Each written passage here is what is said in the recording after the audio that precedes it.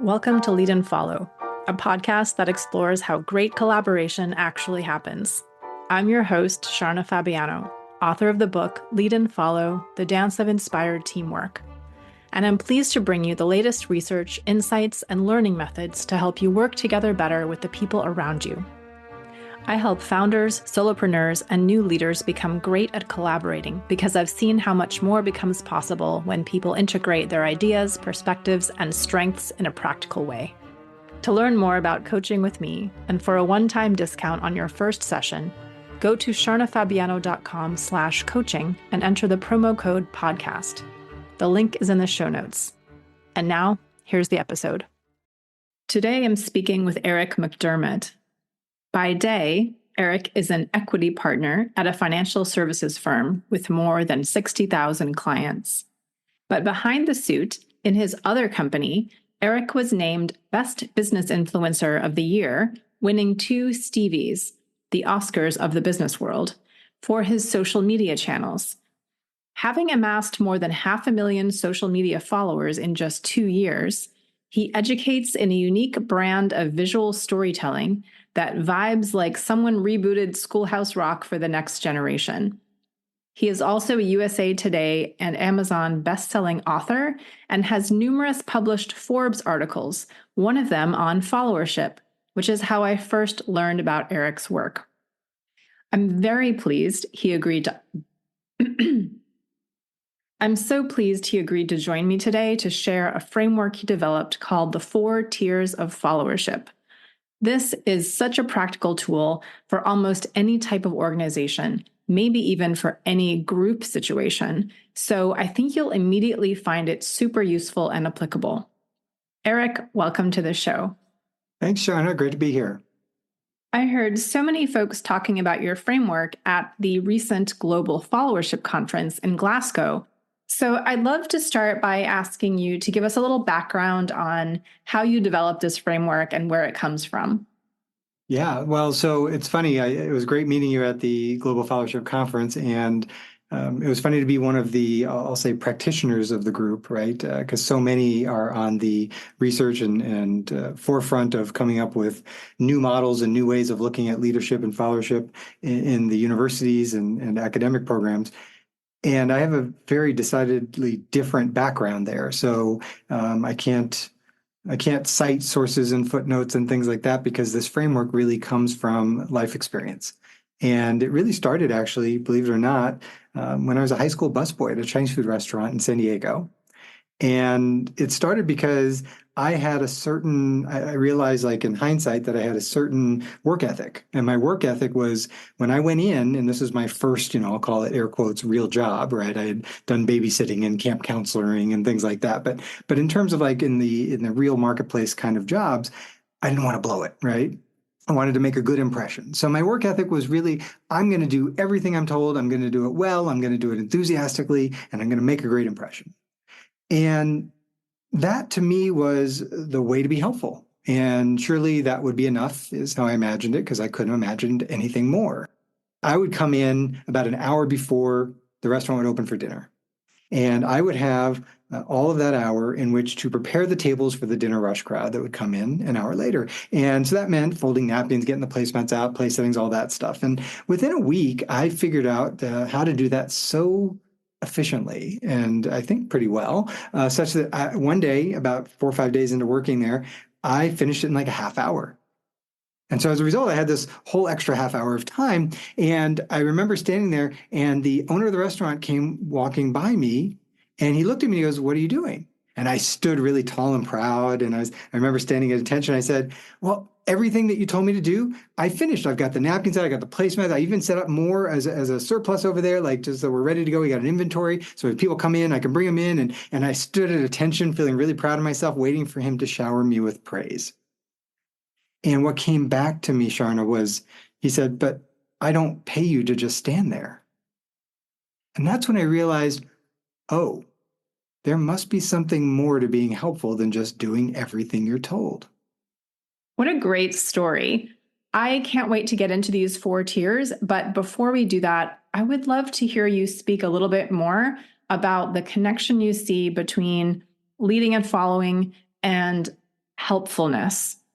Because I know that these 4 tiers are sometimes also called the 4 tiers of help. It's a great question. So look, at the end of the day, I think pretty much all we do as human beings back and forth with each other is exchange help. That's all it is. So as individuals, it is my belief that no one person can do everything required to turn out a decent life from their point of view. And so it always throws me off when, like, even in social media, I've done obviously a lot recently in social media, and every now and again you get unfavorable comments that come back, right? Sometimes called troll comments. And I remember one of them said, "I don't need any help, thank you very much." And I remember thinking to myself, certainly they don't have to need my help, right? I mean, there's plenty of places to get help besides me, so that I'm not offended in any way. But it's just this very notion that is sometimes pervasive in our culture and society that suggests that we can do it ourselves. And it's not that we can't do anything ourselves, it's that we can't do everything ourselves. And I think we sometimes are apt to forget in our society, because so much is available to us, how much help it took to get what it is we think we're doing ourselves. So even as that person wrote that comment, they're doing it on an app that they were no cause to program. They're doing it on a phone that a whole stadium of people could not walk out of a stadium having built that phone if we sent them in there to do it. They're appropriating a language that they were just born into that existed before they did. They are sleeping in a bed, in a room, in a house with streets that get to it that they were probably not caused to build or produce or find all the furnishing of the materials and assemble.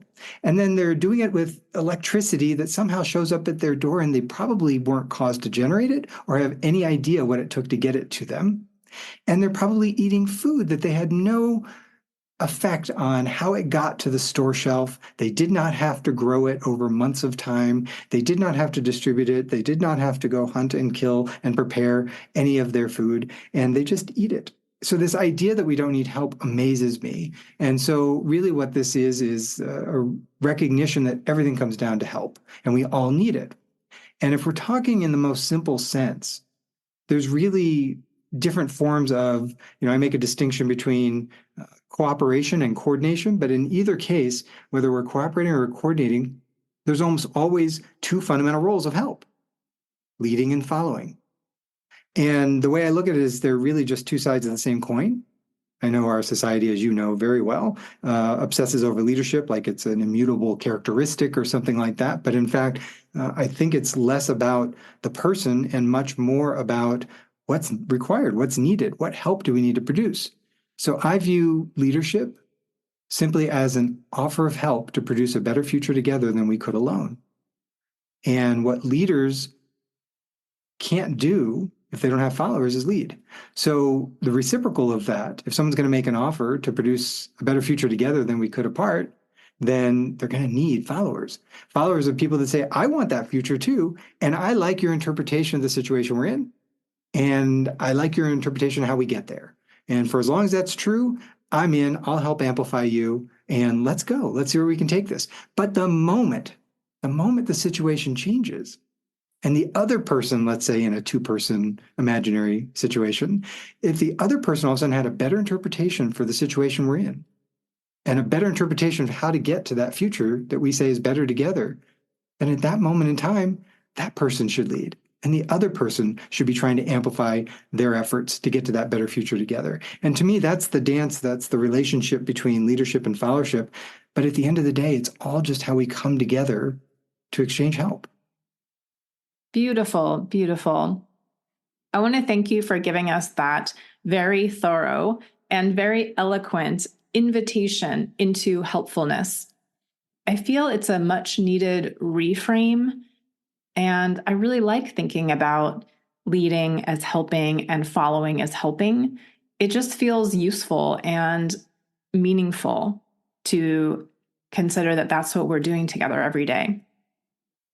I also want to point listeners to a previous episode with Chris Monö on natural followership, which covers some similar themes. Okay, let's walk through the 4 tiers of followership. Sure. Well, you got a taste of the first of them. I call it tier 4 helpful, tier 4 level of followership, which is to do what you're told, right? That was what I was doing when I was that busboy in the Chinese food restaurant as a high school student. And then I all of a sudden smacked into a situation where I said, wait, I just did what I thought was the best thing I could possibly do to be as helpful as I could possibly be. I did everything this person who's leading me told me to do, and it wasn't enough. I wonder why that is. And pretty much that week, I invented what is now today the next tier up from that, which is after doing what you're told, which is really reactive because it requires somebody to keep telling you what to do, which is what I was doing as a busboy. I realized that at any point I have the capacity, time, energy, ambition that all I have to do if I want to reach that next level, so move past what I'll call tier 4 followership, right, as we talked about, or tier 4 helpfulness, and move up to tier 3, is just ask what you can do and ask what you can learn. And that's exactly what I did at the Chinese food restaurant. So these 2 tiers, 4 and 3, actually came from that experience. And within a couple of days, I came back and I said, what would you like me to do when I finish sooner? And I learned how to shuck peas. I learned how to help in the kitchen. I learned how to, clean stuff. I learned all kinds of stuff. I can still fold cloth napkins in a way that becomes a conversation of a party whenever we have one, because of those efforts. And so, but that filled the gap right there. And in fact, I thought I had the great 1-2 combo. I thought that was it. I just have 2, and when we're good, I do what I'm told, and then whenever I have extra capacity, I'm going to ask what I can do. And what ended up evolving from that, actually in that same tier of tier 3, right, of ask what you can do, is I realized there's some things that are simple, and so asking what you can do is very easy. Oh, what can I do? Oh, could you go grab that? Could you go, handle this? But then I had to quickly amend this third tier. I had to quickly amend it to include ask what you can learn, because some things are more complex, and you have to actually know something before you can do it. So asking what you can do almost ignores this prerequisite of, but do you know how to do it? And so by asking, especially in a world where we've become much more complex in what's required in any given role, asking what I can learn and then do is really good. And because I show these in a lot of business group settings, one of the things that's also nice about building the word, ask what you can learn, and building that learning part of it into it is you now have the opportunity to introduce into a team or an organization a continuous learning culture, right? So that people don't think learning is something they did once when they went to school, and then after that, they're fine, but rather this connection between, hey, look, if you'd like to earn more, then it might be required you have to learn more. And so that was the 2-tier system I had coming out of my high school busboy days. And honestly, I didn't add much to it until several years later in my 20s. And that's when I worked up to realizing there must be more. And you know what that came from, Sharna? What that came from is I would, do everything I was told. I'd do it enthusiastically. I'd do it well. I'd ask what I could do. I'd ask what I could learn, and I'd go learn that stuff. And it worked. Like, in my first job, I remember working at a university, a large public university system. It very easily, promoted me, and all that was great. But then I realized there was something I was doing that was wearing on the person that was leading me. Like I was wearing out my welcome, so to speak. And what occurred to me is that I was exhausting them. And when I finally got down to it, like, in conversations with this person, I realized part of what was exhausting the person was that I was always making it their problem to define my value. So first of all, it would be their problem. Like they'd be forced to define my value by always having to tell me what to do. But then even if I asked, hey, what can I do? What can I learn? I'm still coming back and asking them to define my value for me. And that's when the next level up, which is now tier 2, but at the time I thought it was the highest level again. And that was instead of ask what you can do or ask what you can learn, the next level up was propose what you can do, propose what you can learn. Now, just that little change right there, ask versus propose, is a whole new skill set. I don't mean the part where you actually propose. Certainly, yes, how you put the language together to make a proposal, sure. I'm talking about the skill of you have to notice and observe what's happening around you in order to propose something useful. So that means you're now all of a sudden looking around, you're saying, hey, what are the gaps? What are the overlaps? What are the places I can be a contribution? And now you can propose. So, Sharna, I notice you're working late every night. It seems like you've got a lot of projects on your hands. I couldn't help but notice that you're taking on all three of these projects that we've got to get done this quarter, and I'd love to be a contribution. If you'd be open to spending a week or so helping me understand the project management stuff that you're working on there, I'm open to taking over one of these projects for you. And if we do that, I'm hoping that what that means is you can go home at a normal hour. What do you think? And just like, I don't know if in hearing that, if you've worked with people enough in the past that like just hearing that you go, oh, I wish more people would come up to me and do that. Every manager on the planet wants it. Yeah, I was just going to say that's almost exclusively what people say that they wish for, when they speak about their teams, is that I think they often will term it like proactivity or, taking initiative. But I think this is, so insightful. What you're describing is that the skill is in the observing and the grasping of what might make things better, right? And when you just said it to me, I immediately felt relief and gratitude and optimism even about like how things could be better. It's just like such a gift, and sometimes you might be wrong, but it's a huge gift and it's a huge up level from just asking, right? For sure. And that is what I noticed my manager experienced when I first started to use it. It's certainly what I've experienced when I'm working with teams. And when I see all the business owners that I have shared this with, over the past few years, you can just see them going, oh, I so wish people would do that for me. And the power of moving from a request is it's almost like asking someone to pay a toll.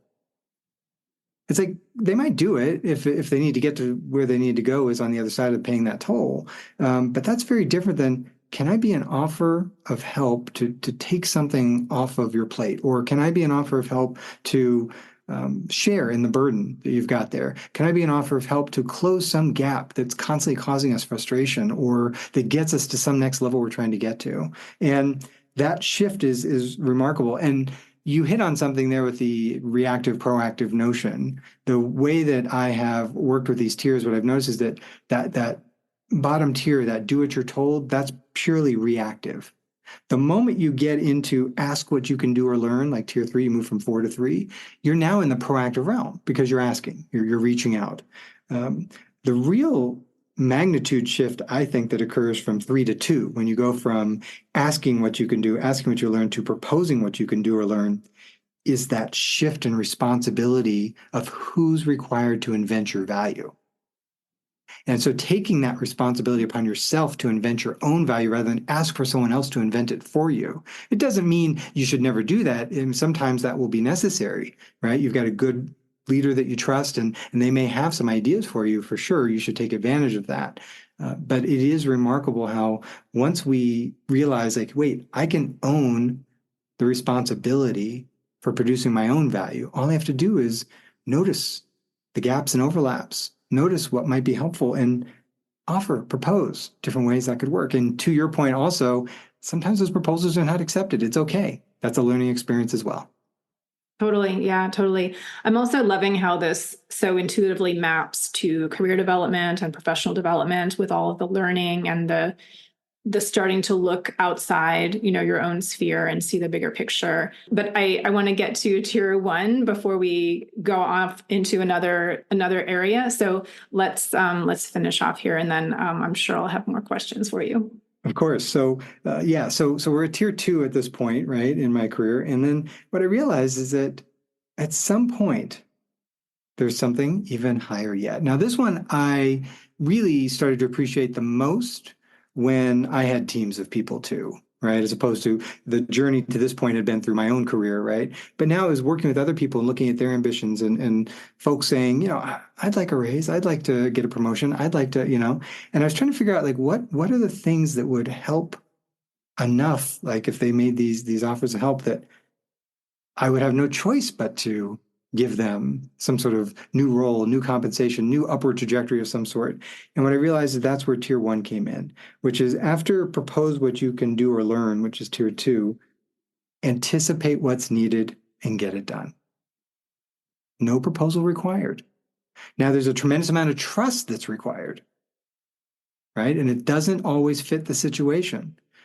And make no mistake, it is one of the highest forms of followership, of helpfulness to be able to provide. And that is, don't have to take anyone's time, even to make a proposal, even to get their feedback, even for their consideration, just anticipate what's needed and get it done. And I think as I look in my history with my teams, and I think a lot of the business leaders I've worked with and talked to for their teams, one of the things they notice is these are their most valued people, right? Like if they were to lose these people, there would be like real grief in the organization. And that's because the shift between tier 2 and tier 1 is really from tier 2, 3, and 4, right? Those three in the lower tiers, they're all dependent on someone else in some fashion. Even when you own the responsibility in tier 2 to propose what you can learn and do, you still need someone else's approval. You still need to work it with somebody, which is fine. There's nothing wrong with that. But the moment somebody gets to tier 1, they can be autonomous. And I say autonomous for a reason because another thing our culture and society seems to covet, just like they seem to covet leadership and seem to forget followership, which is a huge miss, they also seem to covet the term independence.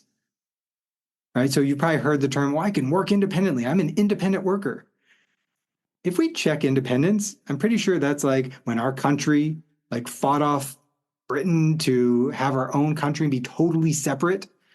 Like when we think of independence, as prideful as we may be in our independence, the reality is we're all in some way dependent on others. I think that what I find more helpful is instead of saying, hey, this person's independent, which sounds detached, to instead say that they're autonomous, meaning both can be self-directed. Like I can direct myself to produce the outcome and you can trust me to do that. The difference is that someone working autonomously, for me, means that they're still connected and aligned to the team and organization's larger mission, as opposed to independent, which sounds like you're out there on an island on your own, right? And then the only pitfall, of course, of the tier 1 helpfulness is, yes, they are oftentimes the most valuable people in an organization, the most valuable followers to leaders and team players and all of that. But if one anticipates what's needed and gets it done, and they do it in a really low cost, easy way for everybody else, one of the risks is people won't notice, because they took care of it so seamlessly, which can interrupt the upward trajectory. So if somebody has an ambition for upward trajectory and you want to take good care of that person because you don't want them to leave, it's really important if you work with folks who are tier 1 followers, tier 1 helpful, that you make sure you check in on them. You make sure you're asking, hey, what are your wins this week? What challenges have you run into? What have you been able to take care of? Because I'd love to hear. And really make sure you're investing time to check with them. And if you are tier 1, like you are a tier 1 follower, you are tier 1 helpful, then making sure that you share your wins, share what you've done. And there's a lot of people, for whatever reason, the thing I usually hear back from individuals on this, and they go, it just feels awkward to brag. And I said, yeah, I think it's only awkward to brag if you brag. But I think if instead what you do is you say, I couldn't help but notice we kept running into this problem. The customers keep getting upset. So I hope it's okay. But I took Jane over there and I asked if she could manage this situation ongoingly. And I put this little process together and we've documented it here. And what I've noticed over the last couple of weeks is everything seems to be humming along now. So I think we're in a good spot, but I just wanted to let you know. Now that doesn't sound like bragging. That sounds like it's informing. So that's the only thing to watch out for in that one, because the person is so valuable and they're oftentimes overlooked if they're not careful. And so really important that both leaders and followers do their job in announcing those wins, those things they're running into, and any help they need. I thought of a dance analogy while you were describing how tier 1 followers' work can become invisibilized because it's so good. Here's the analogy. In a social dance like tango, swing, or salsa, the follower role at the highest level requires a tremendous amount of physical technique. We train for years to make everything appear to be effortless, which is amazing. But it creates a similar dilemma because very often, either all the credit goes to the leader or the following technique is dismissed as less important, or in some cases, it's ignored completely, or it's thought to be somehow mysterious. So after a while, as a student myself, I started seeking out these top followers and asking them specifically, hey, what are you doing exactly with your hips, with your feet, with your ankles, so that I could practice it? Because when you see it done really masterfully, the technique really does become invisible. And I think it inspired me to spend a lot of time when I started teaching articulating exactly what those following techniques were. I think that is a really important point and a great one too. There's different skill levels, right, in helpfulness and followership, leading and following. And when people get exceedingly good at something, part of that skill masks how difficult it was to get there. And I think that's part of what I hear when you describe that. And it's definitely true in this model as well, for sure. Yes, absolutely. So, having laid out this journey, I wonder how you might advise listeners if they would like to introduce this idea into conversations that they are having within their own teams or within their own organizations. So I think once somebody has a sense of these four tiers and they'd like to see folks be aware of them, maybe even identify who's capable of perhaps moving up in the tiers. Not everybody is, by the way. And I do just one really important point that I want to make sure I express here. That I tiered them from tier 1 down to tier 4 could look like I am making a moral judgment about them. And I want to be really clear. Be careful not to moralize the four tiers of help. And when I say moralize, what I mean is to make one of them right and one of them wrong, to make one of them good and one of them bad.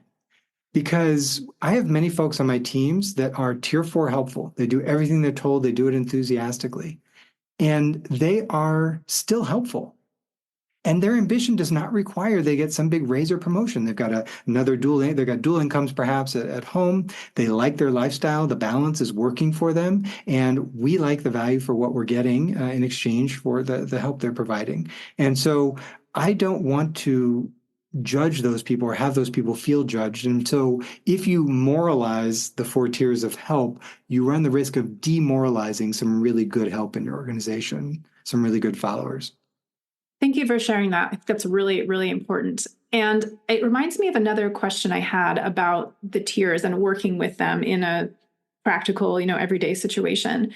I can imagine, because they have numbers on them, that if I look at this and I realize, oh my gosh, I've been at 4. I just think I'm doing everything I can just by doing what I'm told. But now I realize there's, these other levels. I'm just going to go right to 1. I'm going to go straight to the top, and then I'll, get all the promotions. Does that work, or is there something about the progression of these tiers that matters? You bet. And I think that fits your question. Like, how do you think about this practically if you want to do it for yourself or with others? It's a journey. And what ends up happening, and I've made this mistake, like I've got the scar tissue for proving how to do this wrong on my way to figuring out how to do it better. And one of the things that showed up is when I would share this framework with some of the folks who worked with me, the really enthusiastic and ambitious ones will go, oh, well, clearly tier 1 is the place to be. And even though I've been tier 4, I'm just going to go be tier 1. And they would race to the top, to your point. And what would they do? They would almost inevitably create the bull in the china shop syndrome. They would break all kinds of stuff. I've had to unwind projects. I've had to pay very large sums of money because people didn't know enough to anticipate what was needed and get it done. And what's fascinating is if you think about the tiers as I shared them, tier 4, do what you're told, but those tier 3 and tier 2, they both have a certain word in them. Learn, ask what you can learn, propose what you can learn. If we recognize those as not steps to get past, but the place where we stop off to learn wherever we have gaps so that we are properly equipped to be in whatever tier makes sense for a given situation, then it changes the orientation from I need to race from 4 up to number 1 and cause all kinds of breakdowns and challenges and problems to, oh, I need to stop off in some of these. And by the way, I'm tier 1 in certain places, but I need to come back down to tier 2 and propose in others. And sometimes I need to come down and I need to ask because other people know better than I do in a given situation. So I look at those as the grow zone, the place where I can grow my capacity, my capability, and emerge even more effective as a follower, as a helper, as a leader. That makes a lot of sense. Thank you. I do want to get us back to that earlier question about how someone might get started using the 4 tiers in their own work environment. Could you maybe give us an example of an activity you found useful, either for individuals or for groups? One of the actions that I find really fun to do, if people are looking, is if they're doing it. So I guess there's a couple of orientations. One is, let's say I'm doing it for myself, which is how that started. I was trying to develop my own career path and needed to figure out who I was going to be, how helpful I could be as a follower, and eventually even as a leader and follower. And what I ended up figuring out is that if I took all of the responsibilities I had in a given role and I used those 4 tiers to identify which tier was I being in each of those sets of commitments. So let's say I was a project manager, right? And so let's say I'm working as a project manager, and I might say, I've been doing what I'm told there, but I think I can get to tier 1. I think I can anticipate what's needed and get it done. Great. But also as part of that role, I also maybe had project budgeting. I'm not so good at the finance. So my ambition there might not be to get to tier 1 helpful ever. I may always want to stop at tier 2 and go check with the CFO or my supervisor or my leader. And that's, I think, really important practically. So if you take down on an individual basis, what are the different commitments that you make and keep in your role? And where would you say you are in those? And then set yourself up with hey, I think I can get to this. Now, what's really fun is not to do it in pure isolation. Now, if I flip it, of course, anybody who manages teams, leads teams, right? They can actually do an inventory of all their people. So imagine a spreadsheet, so to speak, down the left column of everybody's names. By the way, I suggest people put themselves first, so they rate themselves. And then imagine tiers 4, 3, 2, 1 across the top. And if you just put like a check mark where you think people are, like predominantly where they reside, nobody sits entirely in a single tier, right? We bounce around, we move around depending on the situation.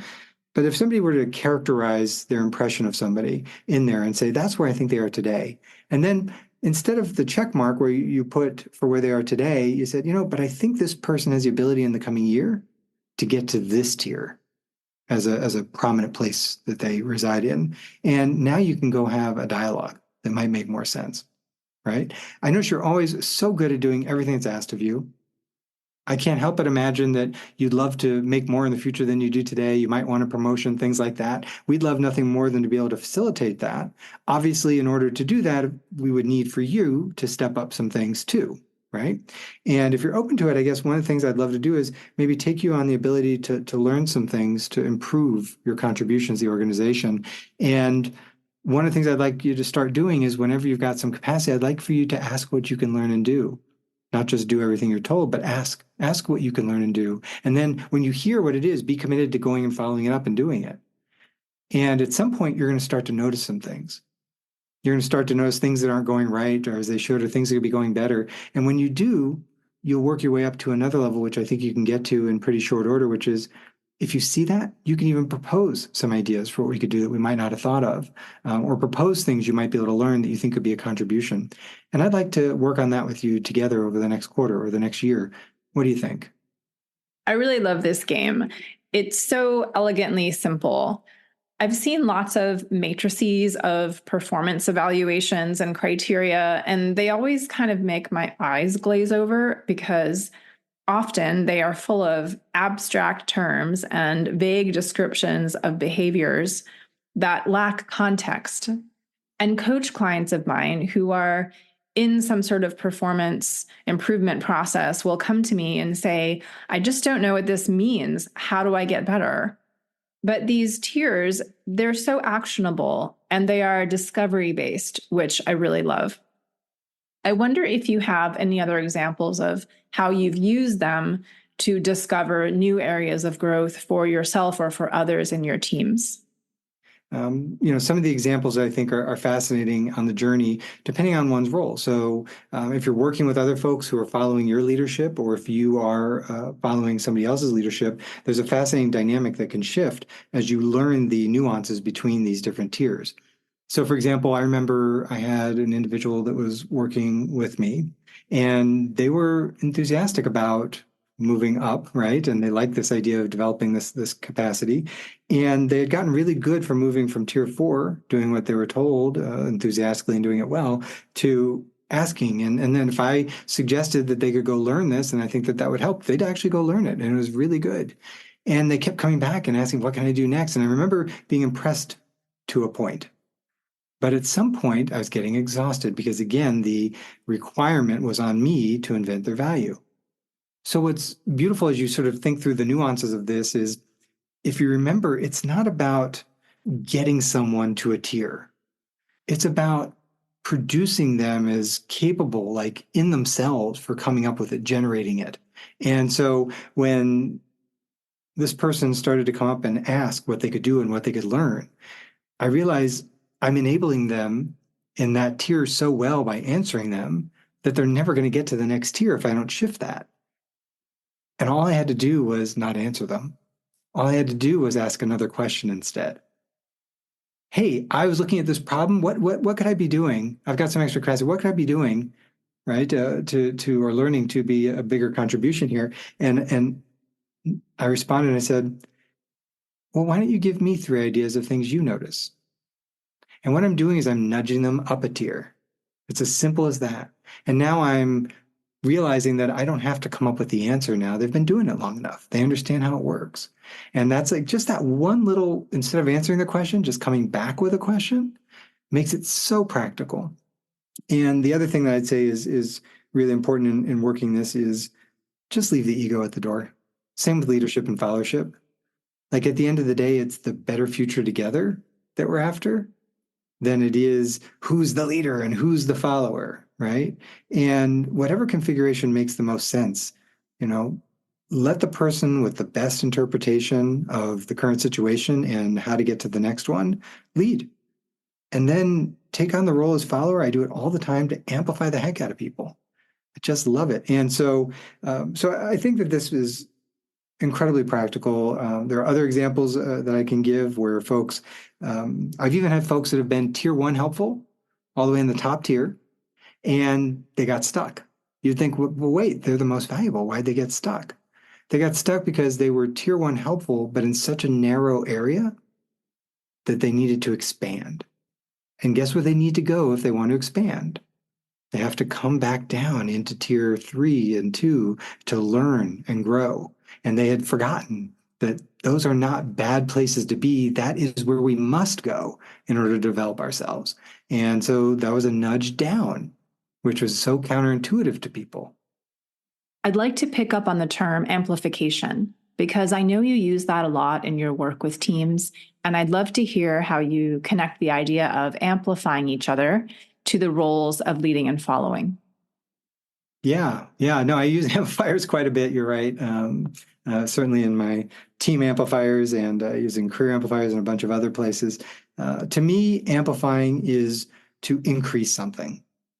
We think of it in sound and we say, okay, there's an amplifier in music and that makes something louder. It increases the volume of something. But amplification in general is just increasing the capacity of something. So whatever it is I can do alone, in the right configuration, whether I lead or I follow, should amplify me, and I should be able to amplify others.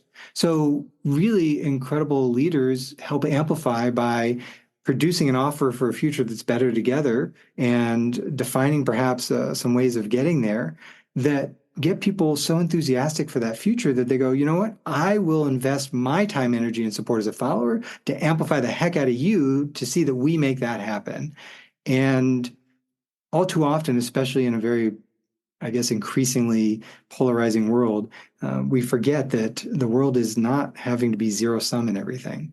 Meaning, in order for me to gain one, you've got to lose one. But that rather, no, there are places really where 1 + 1 can literally equal 3 or more.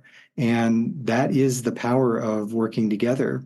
And the role of whether we follow, which has been some of the greatest strides I've had in my career, or whether we lead, which I constantly dance and swap roles with on an ongoing basis, regardless of what that is, if we really recognize what we're trying to do is increase the capacity of others and ourselves, then it creates a really great positive sum. Well, I think that is a beautiful note to end on. Thank you so much, Eric. Before we close, would you please share with listeners where they can get in touch with you and learn more about your work? Sure. Well, when it comes to my work in my organization, Expectations, where I create a lot of this content, one of the easiest places to go would be on my website. If you go to access.nexpectations.com, which we may be able to link to there, and there'll be all kinds of resources on there. I have several Forbes articles, including the 4 tiers. I've got the article, like you mentioned, on leadership and followership are also there. Those resources can be linked to at that website as well. Or one could, in theory, just Google my name and Forbes and 4 tiers and go find it there. And if there's obviously I've got a couple of Amazon bestsellers in team amplifiers and career amplifiers. Those can just be searched right there. And yeah, those are some places that people could pursue. And to the extent that people are interested in more, certainly they can reach out if there's any other help that I can be. I don't do so much in the way of personal coaching or consulting, but I do speaking and workshops. So those are some other places I might be able to contribute. Wonderful. Thank you. I will, as always, put all of those links in the show notes. Eric, thank you once again, and I look forward to our next conversation. Thanks for having me, Sharna. It's been a pleasure. You have been listening to the Lead and Follow podcast. Special thanks to Glover Gill for composing our music, and a huge thank you to all of you who support the show. It really means a lot. If you enjoyed this episode, please share it with a friend or consider joining the Lead and Follow fan club for as little as $3 a month. There's a link at the bottom of the show notes.